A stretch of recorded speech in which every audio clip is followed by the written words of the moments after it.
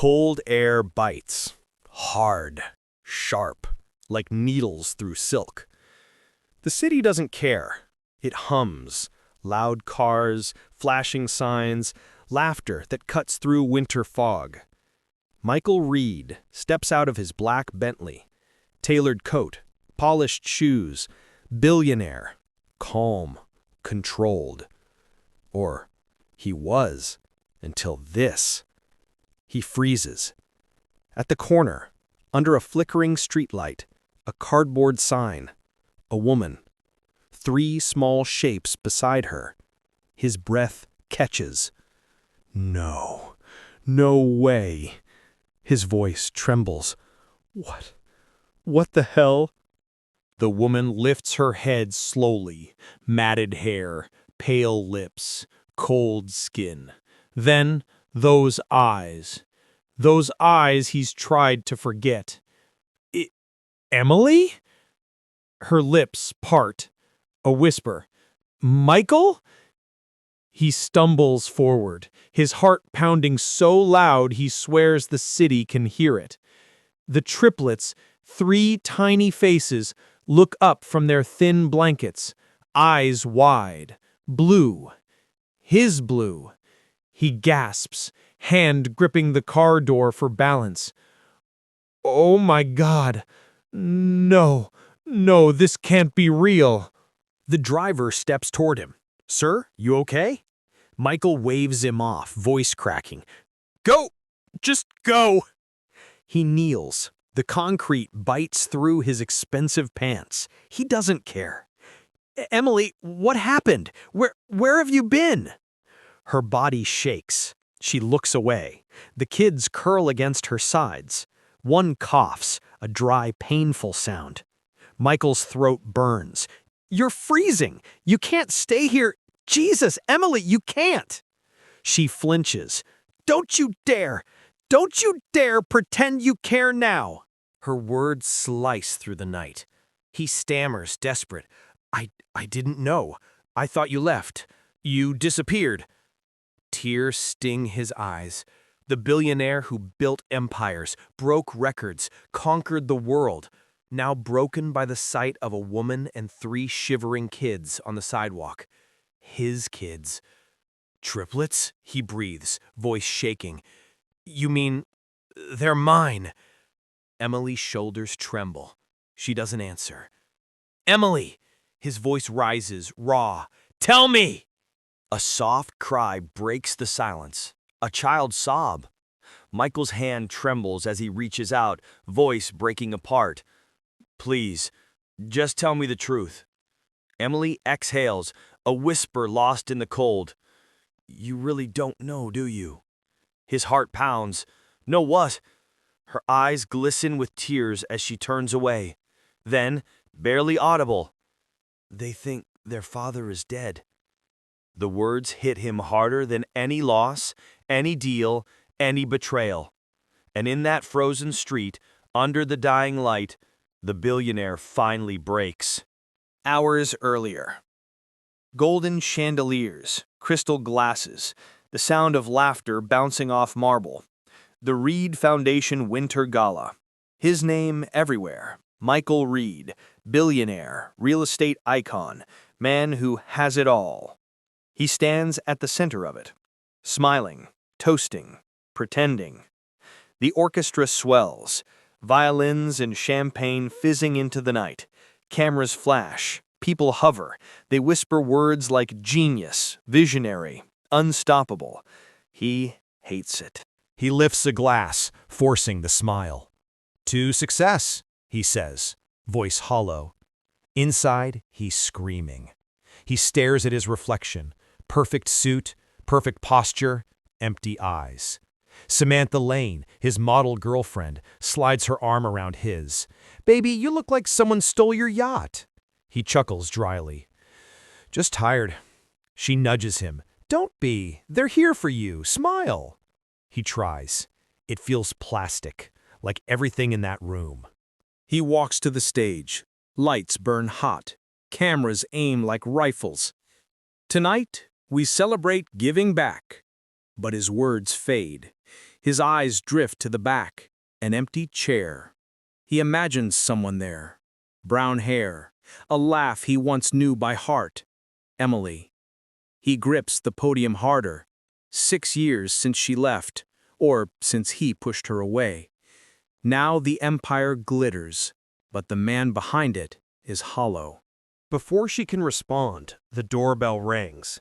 An older woman enters, the scent of lavender and old wisdom following her. Mrs. Reed, his mother. She stops mid-step, seeing Emily and the children. Her breath catches. "Michael, you didn't tell me." Michael's voice wavers. "Mom, I didn't even know." Mrs. Reed approaches Emily gently, eyes kind. "You must be Emily. She pauses, looking at the children. "They look like him." Emily nods slightly. "It's complicated." Mrs. Reed smiles faintly. "Isn't it always?" A shape. Under a streetlight. A woman kneeling beside 3 small figures. "Wait, stop the car." The driver brakes. Michael leans forward. His chest tightens. No, it can't be. He steps into the cold rain. Each step closer, his heart stumbles. That face, those eyes, that pain. He whispers, trembling, "Emily?" And his billion-dollar world shatters in one heart. Rain falls harder now, icy needles slashing through the night. Michael stands there, soaked, breath steaming in the cold. His voice shakes. "Emily, God, it's really you." She pulls her coat tighter, eyes sharp. "Don't." "Don't what?" he blurts, taking a step forward. "Don't act like you care." He flinches. I do care. You think I'd just walk past you on the street like this?" Her laugh cuts through him, bitter, broken. "You already did, Michael, years ago." The triplets stare wide-eyed, huddled under her tattered blanket. One sneezes, a soft whimper following. Michael's heart twists. "They're freezing. Emily, please, let me." She snaps. "No!" Her voice echoes off the empty buildings. "You don't get to help me now. You had your chance." He stammers, voice cracking. I thought you left. You didn't answer my calls. Your number, your address, it was gone." Emily's lips tremble, but she stands tall. "I had nowhere to go. You think a billionaire husband lets his wife walk away with pride?" He looks down, guilt slicing deep. "I didn't know. I swear I didn't." Rain runs down her face like tears she refuses to show. "Knowing wouldn't have changed anything." Then a cough, harsh, wet, from one of the boys, the smallest one. His body shakes violently. Michael's eyes widen. Hey, he's burning up." Emily bends down, frantic. No, baby, breathe." Michael kneels beside her, ignoring the cold concrete. "He needs warmth now." "Don't tell me what he needs," she snaps, voice cracking. But her hands are trembling too much to pull the blanket tighter. He shrugs off his cashmere coat and drapes it over the child. "Just let me, please." Emily hesitates. The other 2 kids stare, scared, whispering, "Mommy." Michael meets her eyes. "I have a car, heated seats, dry blankets, food. Let me take you all somewhere safe. Just tonight." She shakes her head, jaw set. "You'll throw us away again tomorrow." He shouts over the storm, desperate now. "Emily, look at them." Thunder crashes. The little boy whimpers. Emily bites her lip, torn. Pride or survival? Michael steps closer, voice breaking. "If you hate me, fine. Yell, spit, but don't let them suffer because of me." Her shoulders slump. Defeat or surrender, he can't tell. She nods once, eyes wet. "One night, that's it." He exhales, trembling. "Okay, one night." He rushes to the car, opens the back door. "Come on, kids, it's warm inside." The triplets glance at their mother. She gives a small nod. They climb in slowly, silent, clutching each other. Emily lingers in the rain, soaked, shivering. Michael holds the door open, eyes soft. Please. She steps in, barely. The door shuts with a dull thunk.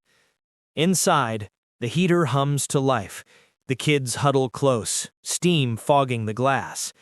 Michael sits opposite her, heart pounding. Silence. Heavy. Electric. Emily stares out the window. Don't think this fixes anything. He nods slowly. Didn't say it would. Their eyes meet, 6 years of pain between them. Outside, the city lights blur past as the car pulls away from the curb. And for the first time in years, Michael Reed isn't sure if he's driving toward redemption or straight into another heartbreak. Rain lashes the Bentley's windows as it pulls up to the towering glass building. 60 floors of steel, marble, and silence. Michael steps out first, coat drenched, face pale. He opens the door, helping Emily and the children. The doorman freezes, eyes wide at the sight. Michael's sharp tone cuts through the air. Don't just stand there. Get towels, hot drinks, now. They enter the penthouse elevator. The children huddle close, their wet sneakers squeaking on polished marble. Emily keeps her head low, arms tight around them. The elevator opens to another world. Warm, golden light, glass walls framing the glittering skyline, marble floors so clean they mirror the chandelier glow. The triplets gasp in unison.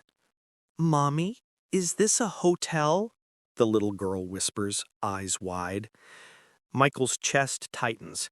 He forces a smile. "Something like that, sweetheart." Emily shoots him a look, half warning, half disbelief. "You don't have to talk to them like you're part of this." He bites back the hurt.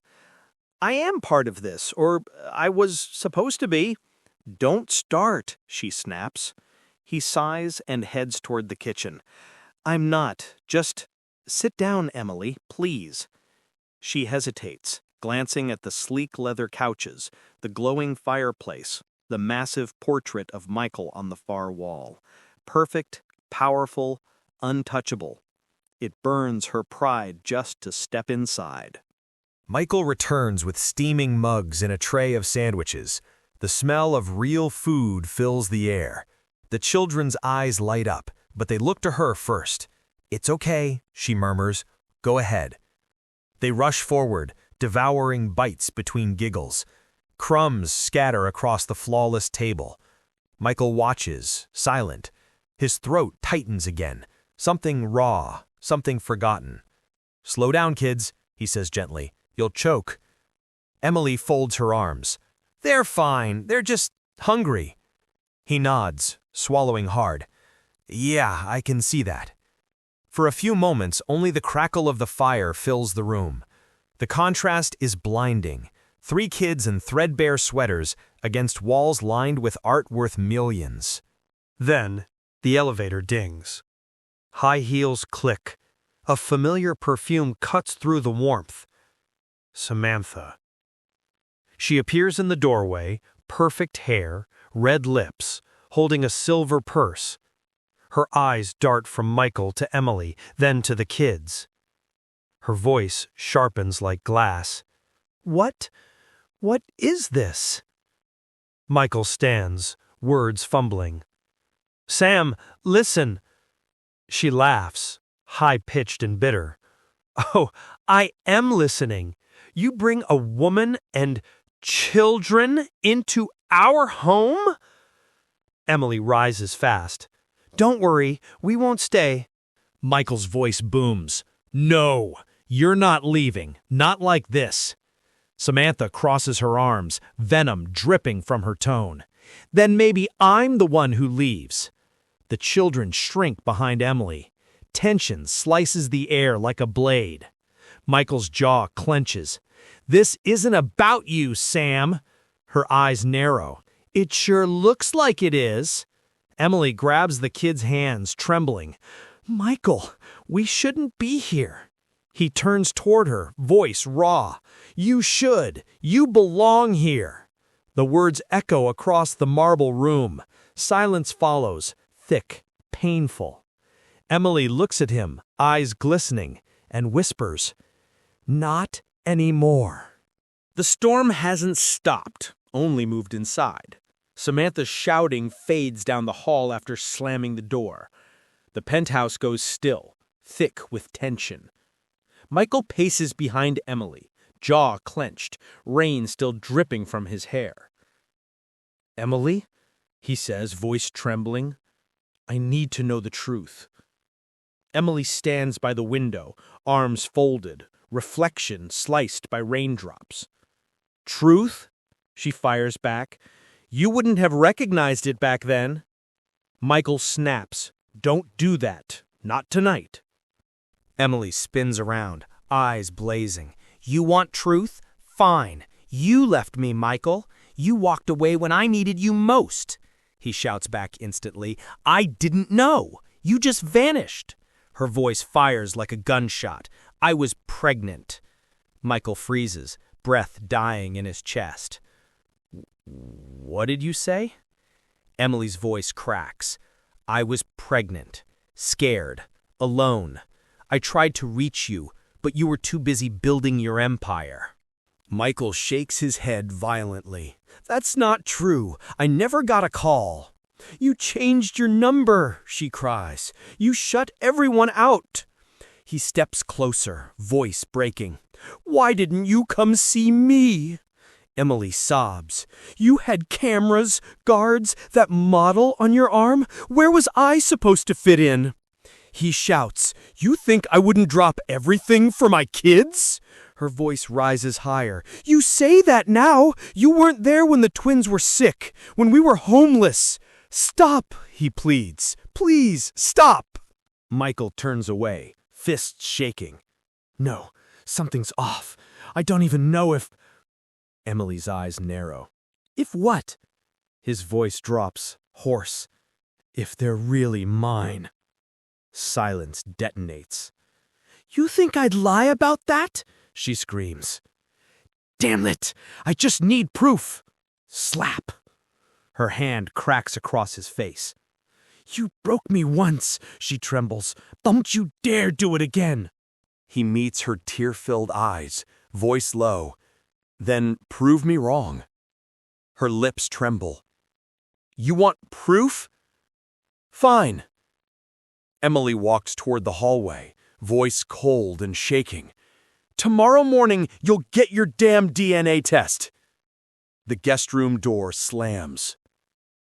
Michael stands alone in the silence and whispers, What if? 3 days. 3 long, slow, sleepless days. The DNA test results sit somewhere in a lab downtown, and Michael feels every ticking second like a hammer in his chest. The penthouse, once cold and echoing, now feels alive, messy, real. There are crayons on the marble floor, cookie crumbs on the couch, and laughter echoing from the guest room. For the first time in years, the billionaire's home sounds human. He stands in the doorway, watching the triplets. The little boy, Evan, has built a tower from his gold cufflinks and credit cards. The girl, Emma, twirls in one of his oversized shirts, giggling. The quiet one, Eli, hums softly while drawing on a notepad. Michael crouches beside them, smiling despite the ache in his chest. Hey, bud, that's my platinum Amex you're using for the roof there. Evan grins. It's shiny.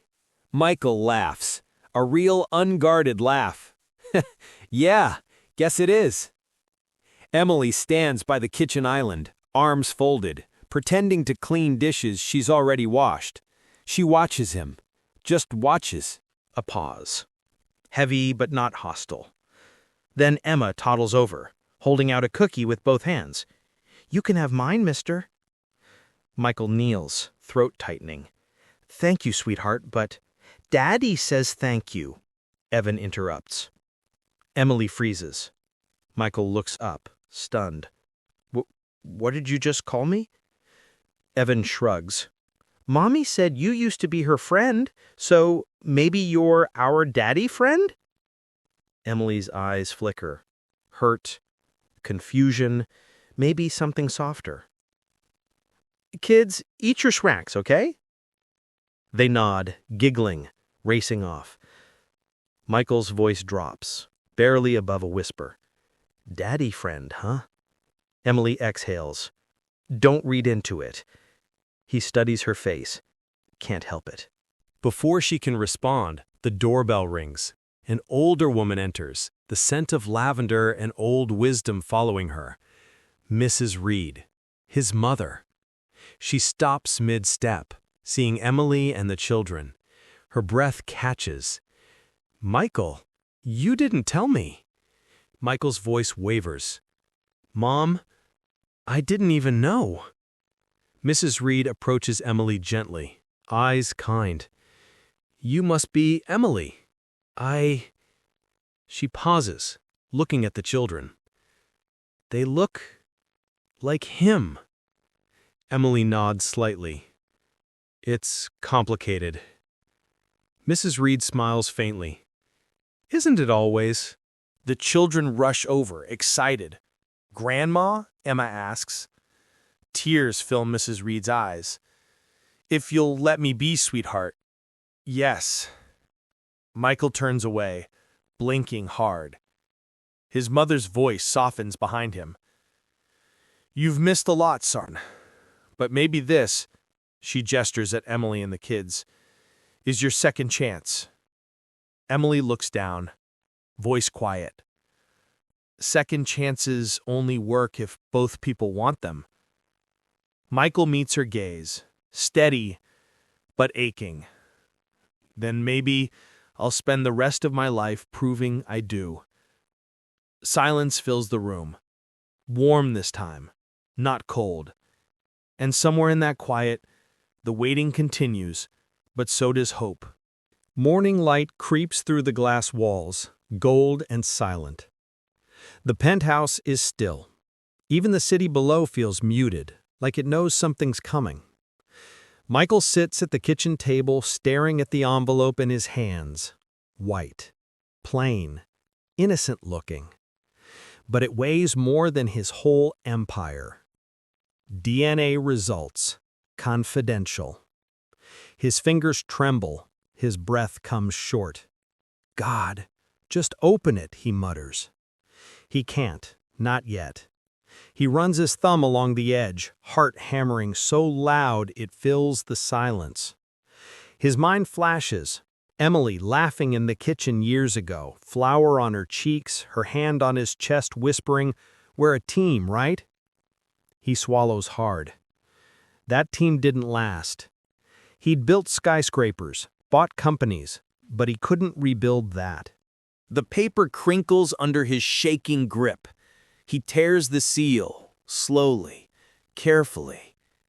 His eyes dart across the printed lines, numbers, percentages, legal jargon, then probability of paternity, 99.9999%. The room tilts. He grips the edge of the table, breath ragged. They're mine. The words slip out, barely a whisper, but they hit like thunder. He laughs once, brokenly. They're mine! Then louder, shouting through tears. They're my kids! The sound startles the triplets in the other room. Emily appears at the doorway, eyes wide, uncertain. Michael? He looks up, tears streaming down his face. They're mine, Emily! His voice cracks. They're mine! She freezes. Silence stretches between them, long and raw. Her eyes shimmer. You're sure? He holds the paper up with a trembling hand. Positive. 99.9... Hell, 100% sure. Emily steps closer, slowly, like the floor might break. Her lips tremble. "I told you." He nods, laughing through sobs. Yeah, you did." Then the emotion hits harder, heavier. He drops the paper, burying his face in his hands. I missed everything. Their first steps, their birthdays. I wasn't there, Emily. I wasn't there. She kneels beside him, tears slipping quietly down her face. I know.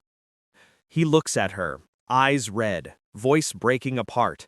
How could I not know? I should have found you. Damn it, I should have fought for you. Her voice softens, trembling. And I should have told you sooner. I was scared, Michael. I didn't want them growing up in your world of cameras and headlines. He meets her eyes, raw honesty burning through the years of silence. You think I care about headlines? I'd give it all up, every dollar, just to go back. She stares at him, chest rising fast, eyes glistening. We can't go back. I know, he whispers, then quieter. But maybe we can start over. The kids giggle faintly in the next room, tiny voices, unbroken laughter cutting through the tension. Emily's eyes soften. Her hand moves, hesitant, trembling until it finds his. Their fingers lock, warm, real. No words, just understanding. 8 years lost, 3 children found, and maybe, just maybe, a second chance waiting in the quiet morning light. Morning sunlight cuts through the penthouse curtains. Too bright, too real. The world outside moves on like nothing happened. But inside, everything's changed. Michael stands by the window, coffee untouched. His mind's a mess, relief tangled with guilt. Emily's in the kitchen, the kids' laughter echoing faintly down the hall. It sounds like peace, but underneath, a storm's brewing. He runs a hand over his face. 8 damn years, he mutters. 8 years I didn't know them. Emily glances up, soft but tired.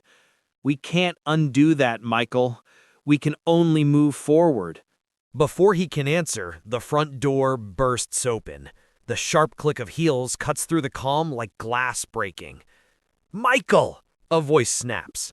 Samantha, his current fiancée, the media darling, the woman the tabloids called his future. "What the hell is this?" she shouts, waving a magazine. His photo with Emily and the kids splashed across the cover.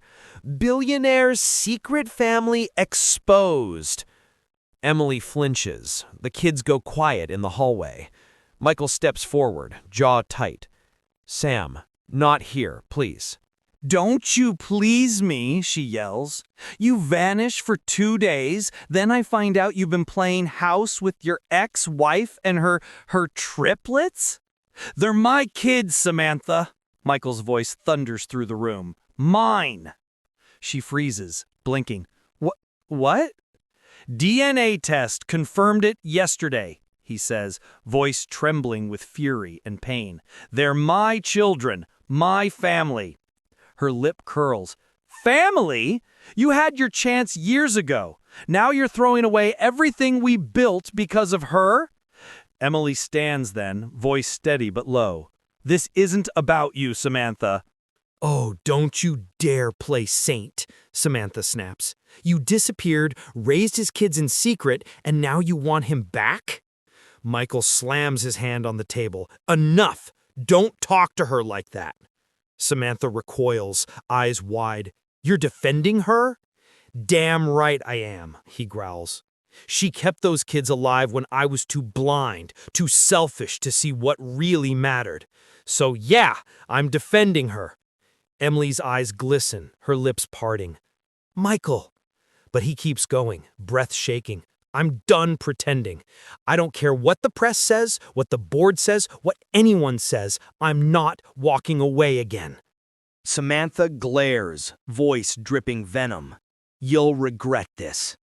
He meets her gaze, calm now. Maybe, but I'll regret it more if I don't fight for them. She storms out, the door slamming so hard the walls tremble. Silence follows. Emily exhales shakily. You didn't have to do that. Yes, I did, he says softly. I lost enough already. Just then, the elevator dings, and an older woman steps out. Grace, Michael's mother. Her eyes move between them, taking it all in.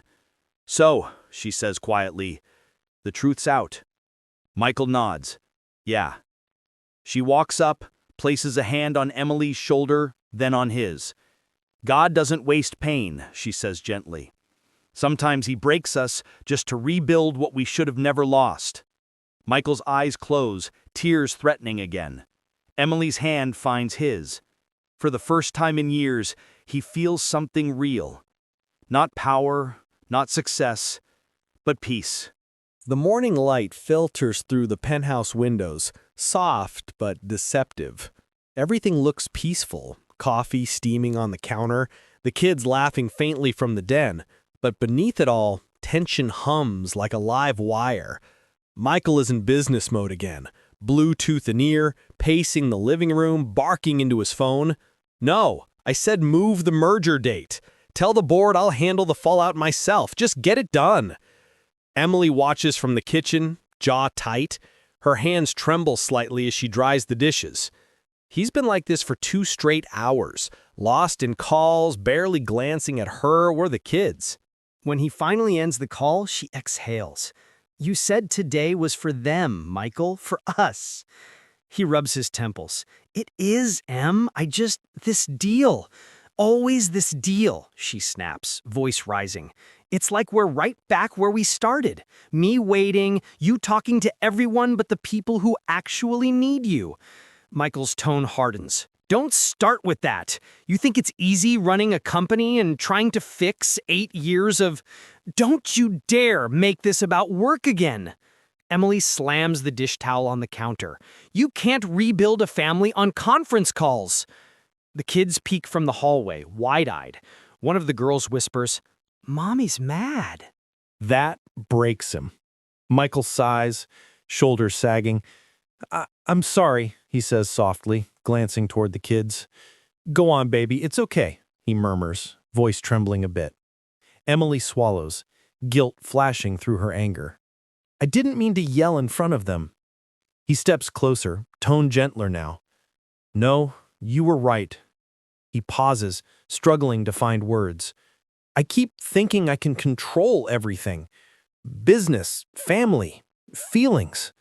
But that's not love, is it? She looks away, her voice lower now. I just need to feel like I can breathe here, Michael, like I'm not a guest in your empire. His heart sinks. You're not a guest, Emily.